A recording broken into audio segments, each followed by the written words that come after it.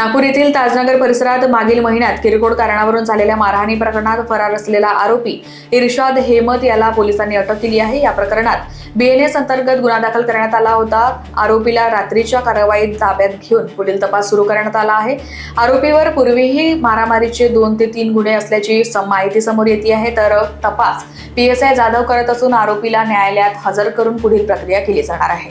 बरोबर आहे। मागील महिन्यात एक आजूबाजू शेजाऱ्यांचं जे भांडण झालं होतं, किरकोळ कारणावरून भांडण होतं, मारामारी झाली। त्याच्यात आपण 109 BNS दाखल केला होता, राईटचे कलम लावले होते। त्याच्यात त्यापैकी फरार आरोपीपैकी एक इर्शाद अहमद म्हणून आहे, त्याला ताब्यात घेण्यात आले। त्याला अटक करून PSI जाधव हे तपास करत आहे। मान्य न्यायालयात हजर करून PCR घेऊन पुढील तपास करू।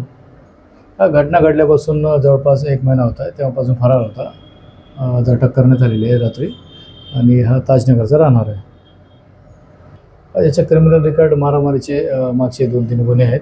त्या अनुषंगाने तपास आता जे दाखल आहे त्या अनुषंगाने सखोल तपास सुरू आहे। PSI जाधव तपास करत आहे, आता मान्य न्यायालयात हजर करून तपास करू। लोकवाहिनी मीडियासाठी विशाल भंबडवार यांची रिपोर्ट, नागपूर।